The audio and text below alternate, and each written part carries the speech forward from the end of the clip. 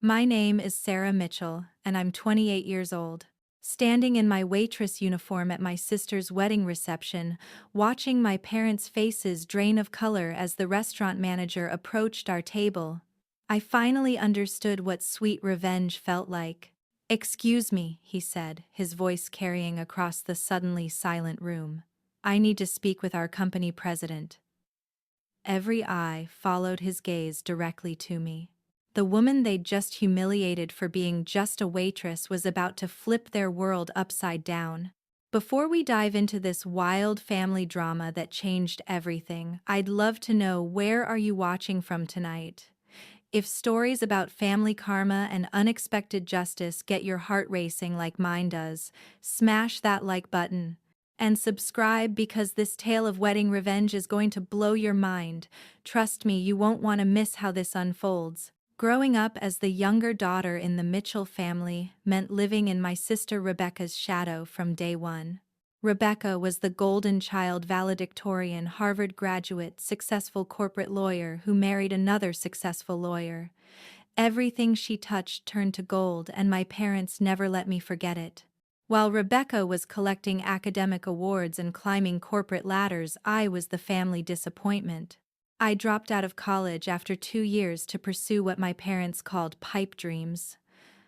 I wanted to start my own business, but they saw it as failure to launch. "Why can't you be more like your sister?" became the soundtrack of my 20s. The criticism cut deeper each year.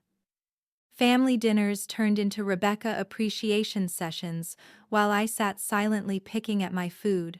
My mother would beam, talking about Rebecca's latest promotion or her beautiful new house, then turn to me with barely concealed disappointment. "Sarah's still figuring things out," she'd say, as if I were a teenager instead of a grown woman with ambitions they refused to acknowledge. My father was worse. He'd introduce Rebecca as my daughter, the Harvard lawyer, and me as my other daughter. The casual dismissal stung every single time. When Rebecca announced her engagement to Marcus, another Harvard law graduate, the family celebration lasted for weeks. When I tried to share my business ideas, I got polite nods and quick subject changes. The restaurant job started as necessity. After my startup capital ran dry and my dreams temporarily crumbled, I needed income while I figured out my next move. Riverside Bistro was an upscale establishment in downtown Portland, and I figured waiting tables there would pay the bills while I regrouped. What I didn't expect was falling in love with the restaurant industry. My manager David Chen noticed my work ethic immediately. While other servers complained about difficult customers or long shifts, I saw opportunities to improve service and increase efficiency. I started suggesting small changes: better table turnover systems, streamlined ordering processes, customer loyalty programs. David listened, and more importantly, he implemented my ideas. Within 6 months, I was promoted to shift supervisor. Within a year, assistant manager. The restaurant's revenue increased by 30% during my tenure, and customer satisfaction scores hit record highs. But my family only saw the uniform and the tips. "Still playing waitress?" my mother would ask during our monthly phone calls, as if my job was an embarrassing phase I'd eventually outgrow. They never asked about my responsibilities or achievements. When the restaurant expanded, and I was promoted to operations manager, overseeing 3 locations, they didn't even acknowledge the news. Rebecca's wedding planning consumed our family for an entire year. Every conversation revolved around venue selection, dress fittings, and guest lists. My parents spared no expense for their perfect daughter's perfect day. When they asked about my +1 for the reception, I mentioned I might not attend. "Don't be ridiculous," my mother snapped. "It's your sister's wedding. You'll be there, and you'll be happy for her." The irony wasn't lost on me. They demanded my presence at Rebecca's celebration, while simultaneously treating my life achievements as irrelevant. But I agreed to attend, partly out of family obligation, and partly because I genuinely wanted to support Rebecca despite everything. The week before the wedding, David called me into his office at Riverside Bistro. What he told me would have shocked my family into silence if they'd bothered to listen. The restaurant group's board of directors had been watching my performance across all 3 locations. My innovative approaches and leadership had caught their attention in ways I never imagined. Sarah, David said, his expression serious but excited. They want to offer you something unprecedented for someone your age. Regional director position overseeing 15 locations across Oregon and Washington, full executive package, equity stake and autonomy to implement your vision on a larger scale. I stared at him speechless. Regional director was essentially a vice president role, with profit sharing, that would make me wealthy beyond my previous dreams.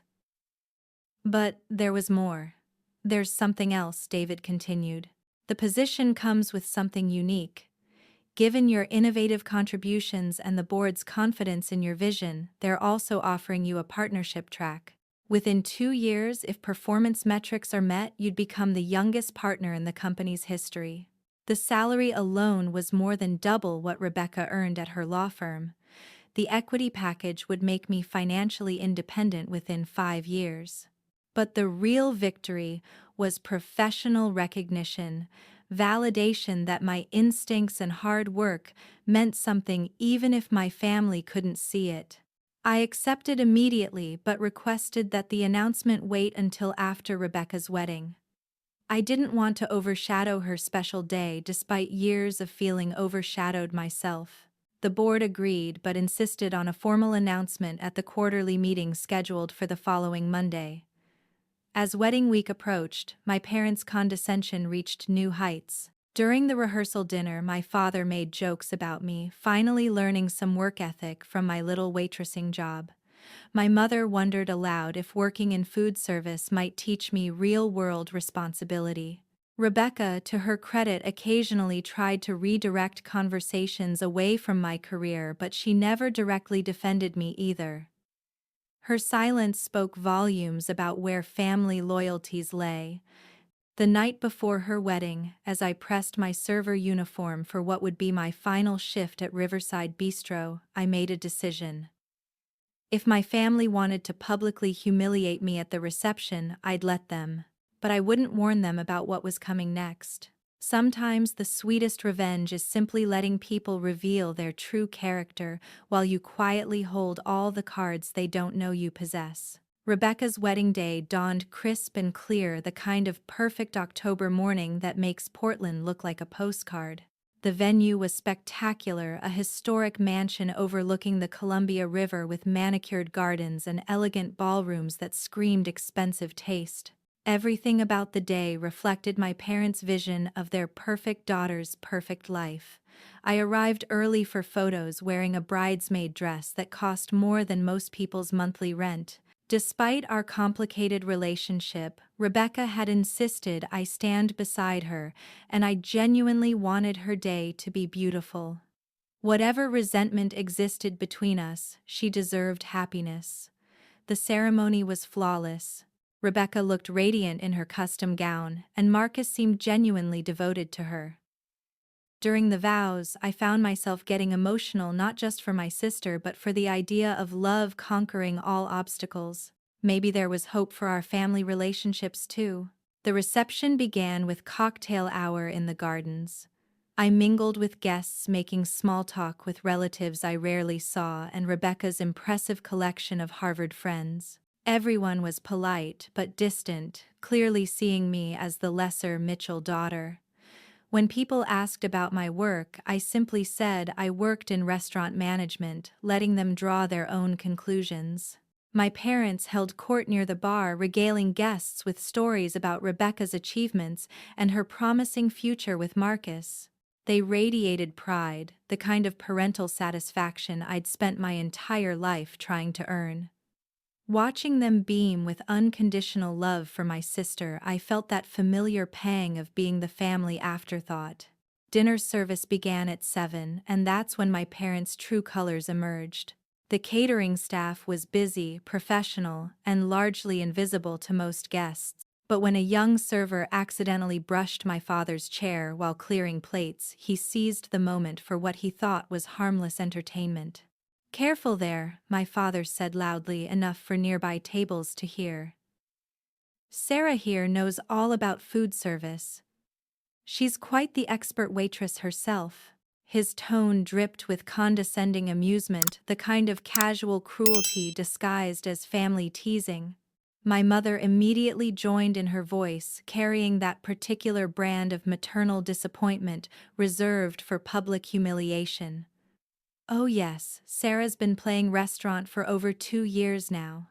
We keep hoping she'll find something more substantial, but you know how some people are about facing reality." The guests around us shifted uncomfortably.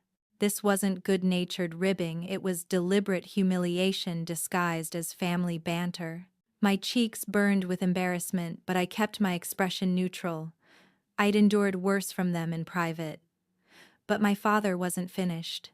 Emboldened by the attention and perhaps the open bar, he stood up and actually beckoned to the server who'd brushed his chair. "Excuse me, young man. Could you come here for a moment?" The server, probably 19 years old and clearly nervous, approached our table. My father gestured toward me with theatrical flourish. "I'd like you to meet my daughter, Sarah. She's in your line of work, food service. Maybe you two can swap war stories about difficult customers." The table fell silent. Even Rebecca from across the room seemed to sense something was wrong. The young server looked mortified, clearly understanding he'd been dragged into family drama beyond his comprehension. My mother, never to be outdone in public displays of disappointment, added her own twist to the humiliation. "Sarah's been waitressing for years now. We thought it was just a phase, but apparently this is her calling." The way she said calling made it sound like a disease. "I've been telling her she needs to think bigger," my father continued, his voice getting louder and more animated. "Look around this room: lawyers, doctors, business executives, real careers with real futures. But some people are content with smaller dreams." The young server mumbled an excuse and escaped quickly. Several guests found sudden interest in their phones or distant conversations. My sister's new in-laws, distinguished professionals themselves, looked genuinely appalled at my parents' behavior. I sat there, absorbing their cruelty, feeling every familiar sensation of family shame and disappointment. This was supposed to be Rebecca's celebration, but my parents had turned it into another opportunity to publicly diminish my worth. The humiliation burned, but something else burned brighter: anticipation, because at that exact moment I noticed a familiar figure approaching our table from across the room. David Chen, my manager from Riverside Bistro, was walking purposefully toward us. He wasn't catering staff, he was here as a guest, having been invited by Rebecca's future in-laws who knew him through business connections. My parents didn't recognize him, but I watched their faces change from smug satisfaction to confusion as this well-dressed Asian man in an expensive suit approached our table with clear intention. They'd been so busy performing their humiliation show that they hadn't noticed the audience expanding. David's expression was professional but cold as he reached our table. Behind him, I could see Rebecca's father-in-law, a prominent local businessman, watching with interest. Other guests had begun to notice the commotion as well.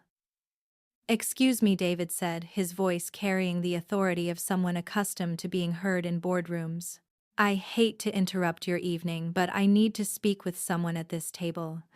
My father, still riding high on his performance, gestured dismissively. "Well, we're just having a family discussion about career choices. Unless you're looking for waitressing advice, I'm not sure how we can help you." David's smile was polite but sharp. "Actually, I am looking for someone specific. I need to speak with our company president." The words hung in the air like smoke. My parents looked around confused, clearly wondering why a restaurant executive would be looking for a company president at their table. David's eyes met mine directly.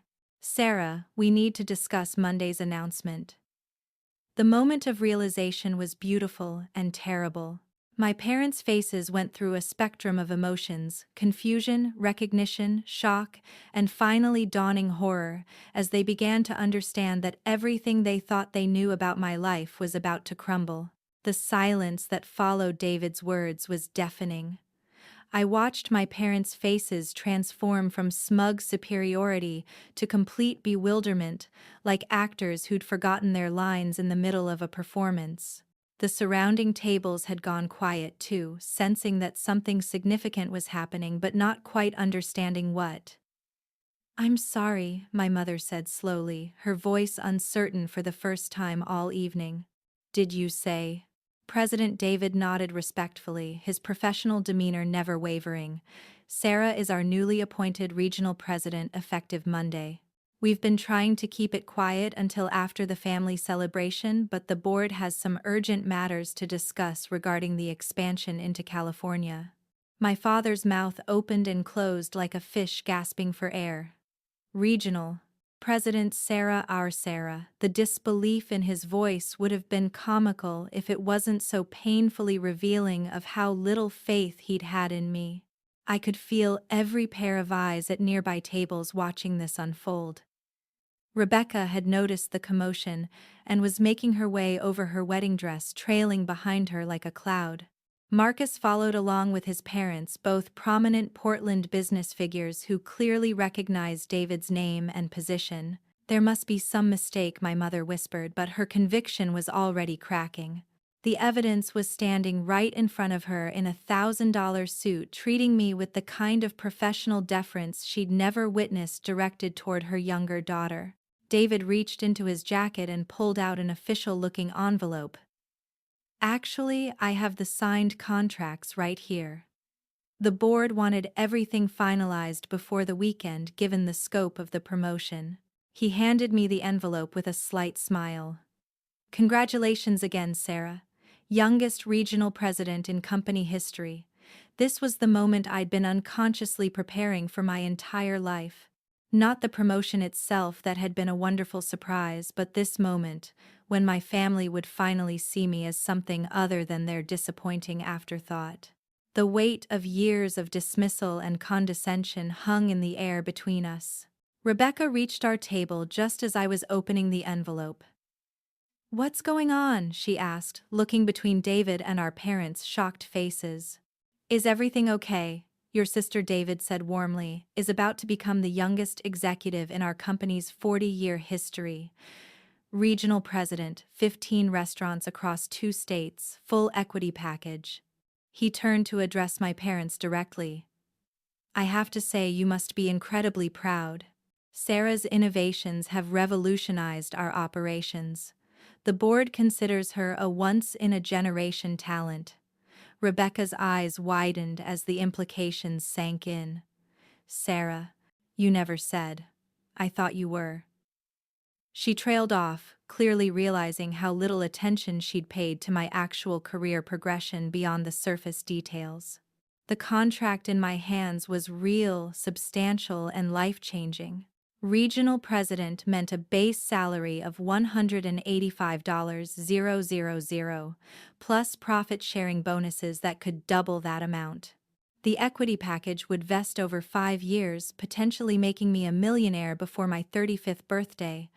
But more than the money was the recognition, acknowledgement that my vision and hard work had value. My father found his voice first, though it came out as a strangled whisper. "Sarah, why didn't you tell us? We had no idea you were. That your job was important," I finished quietly.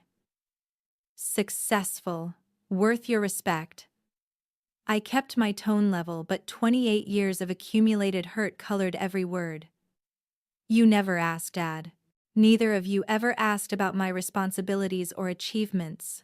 You saw a uniform and made assumptions."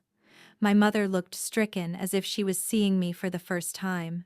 "But you said you were waitressing." "I started as a server," I acknowledged.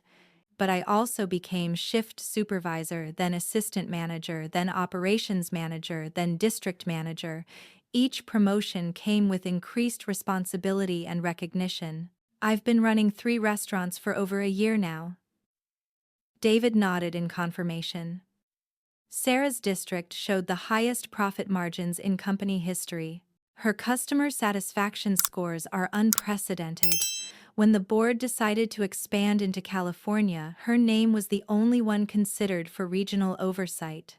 The financial implications were starting to register with my parents. Rebecca's father-in-law, a savvy businessman, had been listening intently. Riverside Restaurant Group, he said thoughtfully. That's a major operation. Regional president there. He looked at me with new respect. That's serious money and responsibility. It was almost fascinating to watch my family's worldview reconstruct itself in real time. The daughter they'd written off as underachieving was suddenly revealed as more financially successful than either of their other children. The job they'd mocked was actually an executive position with influence across multiple states. But the sweetest part wasn't the money or the title, it was the look of dawning realization on my parents' faces as they understood how badly they'd misjudged me, how their public humiliation tonight had revealed more about their character than mine.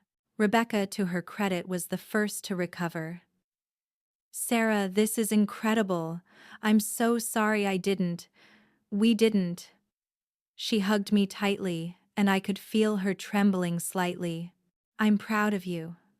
I should have said that years ago." You know what? Sometimes life hits you with plot twists that are better than any movie script. If you're enjoying this family drama as much as I lived through it, hit that like button, because this story is about to get even more intense. And honestly, if you've ever felt underestimated by your own family, you're going to want to see how this ends. Subscribe now because the justice is just getting started. My parents still seemed shell-shocked, struggling to process this new reality. The woman they'd just humiliated in front of a room full of their daughter's wedding guests was actually more successful than they'd ever imagined. The little waitressing job they'd mocked was a stepping stone to executive leadership. The expansion project Sarah will oversee represents a $60 million investment. David continued, apparently enjoying my parents' discomfort. The board has complete confidence in her ability to manage that level of responsibility. $60 million. The number hung in the air like a physical presence. My parents had spent years worrying about my financial stability while I was building wealth they couldn't comprehend. My mother finally found words, though they came out broken and uncertain. "Sarah. Honey. We didn't know. We never meant to." But I could see in her eyes that she was already trying to rewrite history to convince herself that their treatment of me hadn't been as dismissive as it clearly was. The human capacity for self-deception is remarkable, especially when faced with evidence of our own cruelty. The real test would be what happened next. Whether they could truly acknowledge their mistakes or if they'd find ways to minimize this revelation to maintain their narrative about my inadequacy. Looking around the table at their shocked faces, I suspected I was about to find out exactly who my family really was beneath their polished exterior. The minutes that followed felt suspended in time, like the moment between lightning and thunder when you know the storm is about to break. Rebecca's reception continued around us, guests laughing, the band playing, soft jazz servers weaving between tables, but our family bubble had become a world unto itself, charged with 28 years of accumulated fighted fivers, 10 died down, misunderstanding and resentment. My mother kept staring at the contract in my hands as if it might disappear if she blinked. "Sarah," she said slowly, "this changes everything. Why didn't you trust us enough to share this with us?" The irony was staggering. She was asking about trust while sitting at a table where minutes earlier she'd publicly humiliated me for entertainment. "Trust," I repeated, my voice steadier than I felt. "Mom, you've spent 2 years referring to my career as playing restaurant. You've introduced me to people as your daughter who still hasn't found her direction. When exactly should I have trusted you with my success? David shifted uncomfortably, clearly sensing he'd walked into a family reckoning that went far deeper than professional announcements. But he didn't leave. Perhaps he understood that his presence was the only thing keeping this conversation grounded in reality. My father, meanwhile, was doing rapid calculations in his head. I could see the wheels turning as he tried to reconcile his mental image of his underachieving daughter with the financial figures David had mentioned. "A $60 million project," he said slowly. That's larger than my entire firm's portfolio. Your firm specializes in small business insurance, Dad, I pointed out. It's not really comparable. But I could see the comparison bothering him. My father had built his modest insurance agency over 30 years, and while it provided a comfortable living, it was nothing like the scope of what I'd achieved in just 2. Rebecca was still processing, but her lawyer's mind was starting to ask the right questions. "Sarah, how long have you been in management? I mean, really, managing, not just, we thought." "You thought I was just taking orders and serving food," I finished. "I've been in management for over 18 months. District oversight for 8 months. The board has been grooming me for regional expansion since last spring." Marcus spoke up for the first time, his voice careful and respectful. "The restaurant industry is incredibly competitive. Regional president at your age. That's exceptional achievement in any field." I appreciated his acknowledgement, but it also highlighted how my own family had needed a stranger to explain my success to them. Their surprise wasn't just about the scope of my achievement, it was about their fundamental misunderstanding of who I was as a person.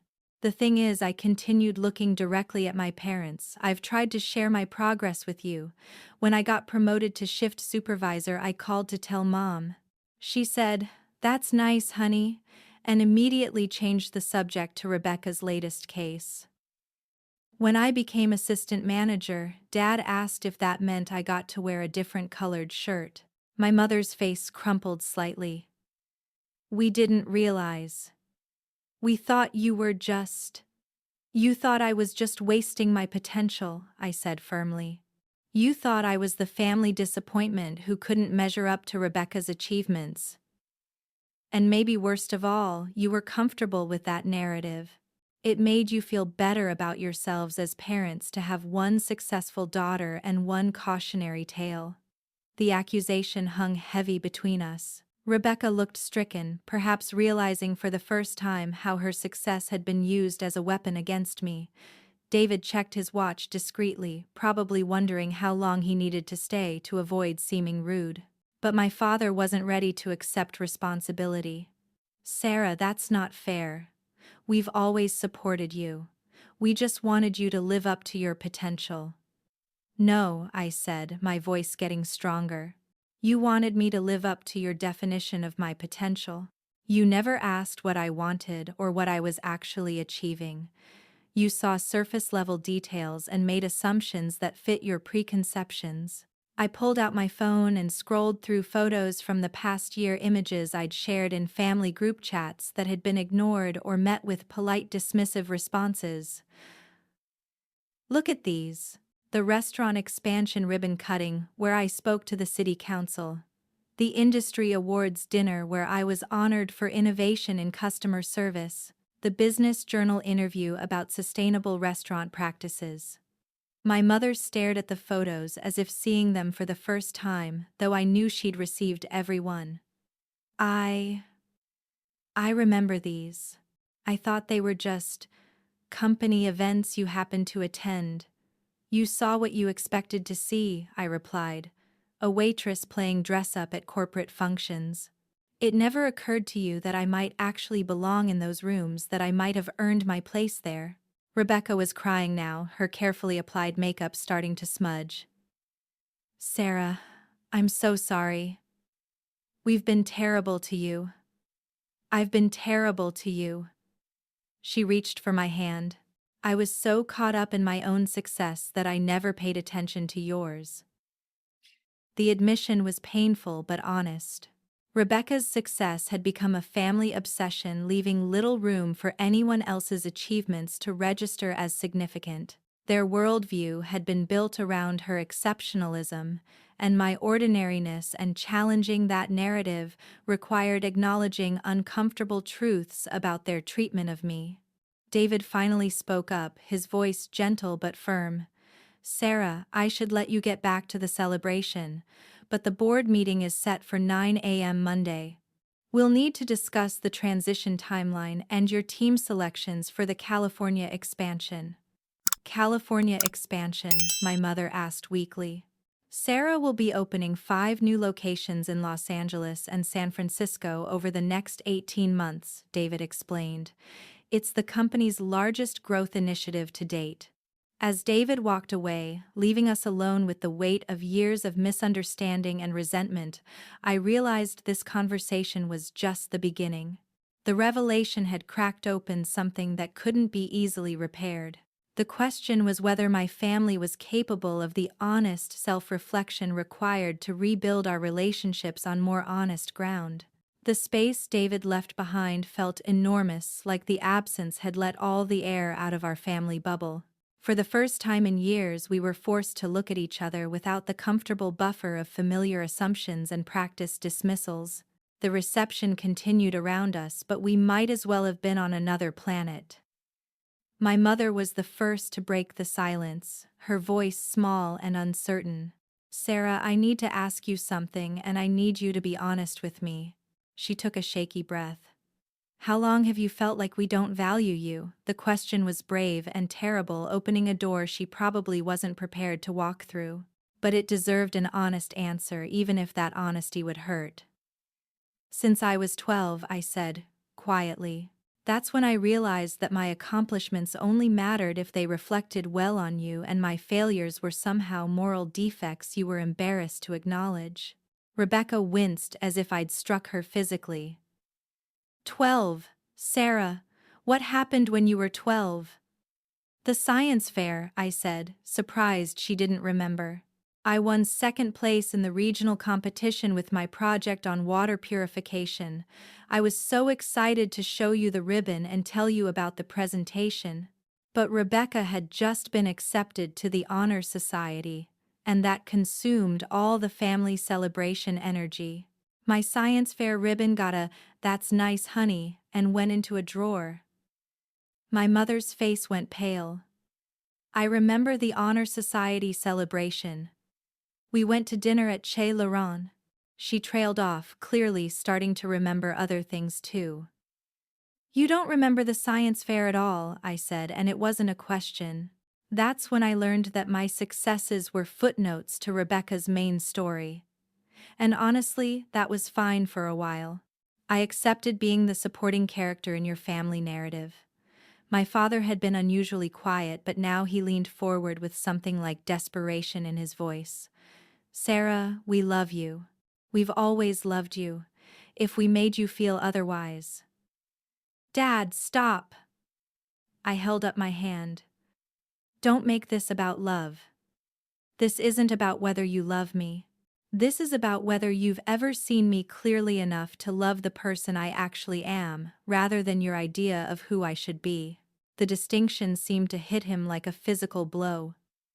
Rebecca was openly crying now, mascara streaking down her cheeks, but she stayed silent, perhaps finally understanding that this conversation wasn't about her for once.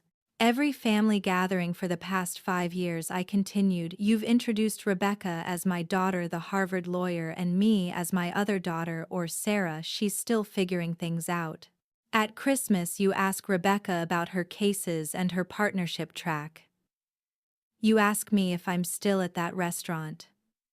The difference in how you speak about us would be obvious to a stranger." My mother was staring at her hands, and I could see her mentally replaying years of conversations, perhaps seeing them clearly for the first time. "We didn't mean to diminish you. Intent isn't impact, Mom. You didn't mean to diminish me, but you did it anyway, consistently for years. And tonight, when you publicly humiliated me in front of Rebecca's wedding guests, that wasn't an accident either. That was you deciding that my embarrassment was worth a few laughs from strangers. The cruelty of their earlier behavior seemed to be settling on them with full weight now. My father looked genuinely shocked, as if he was seeing his actions from the outside for the first time. The worst part, I said, my voice getting stronger as years of suppressed anger found their voice, is that I've been successful. I've been building something meaningful and profitable and challenging.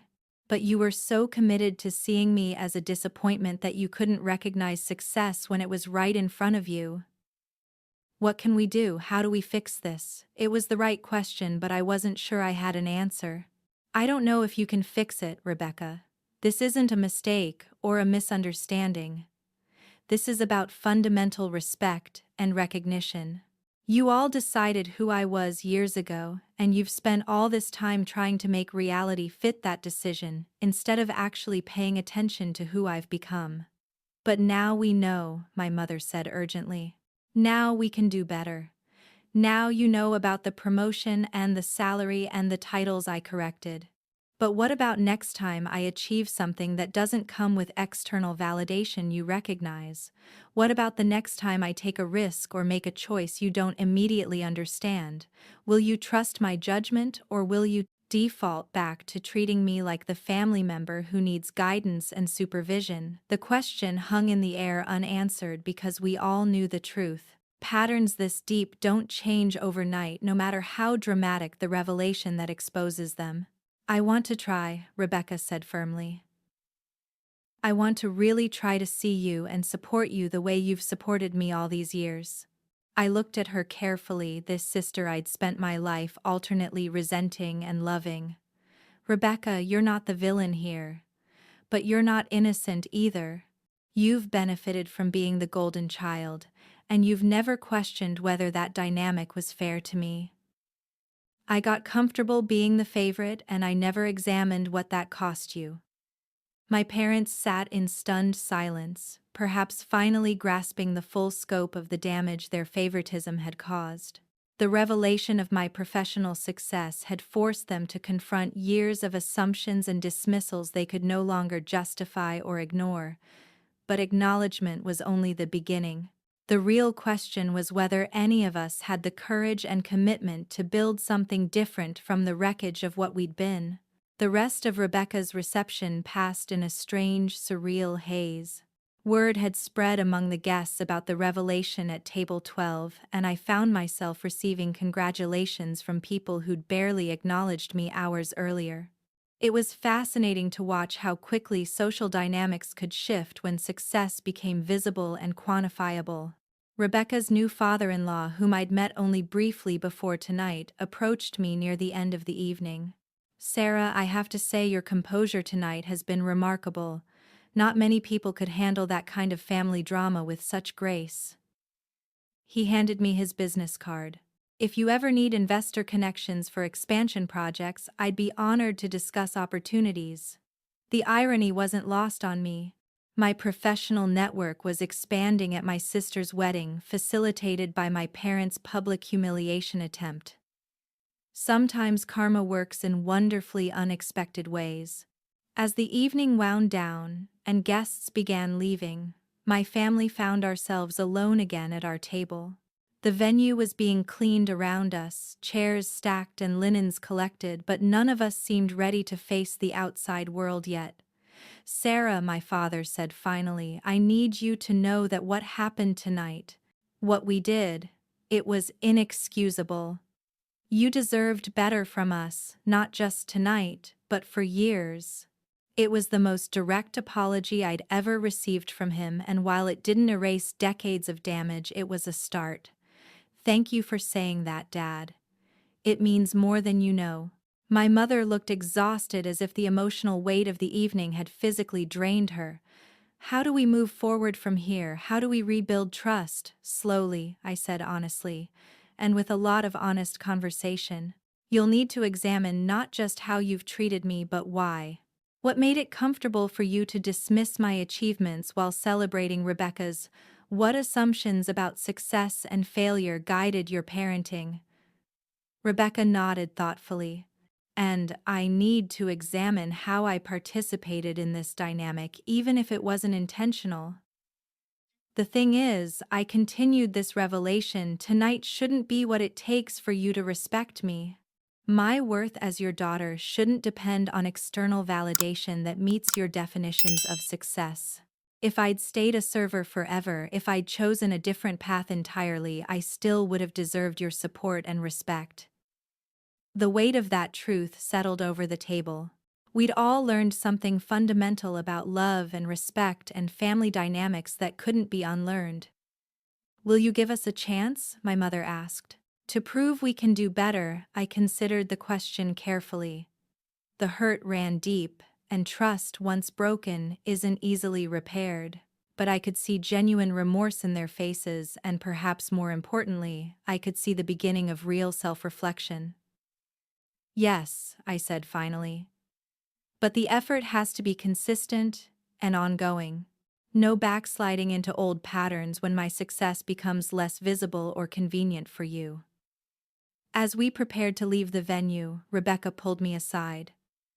Sarah, I know this is selfish to ask on my wedding night, but are we okay? Can we be sisters again? Really be sisters? I hugged her tightly, feeling years of complicated emotions, resentment, love, frustration, hope, wash over me.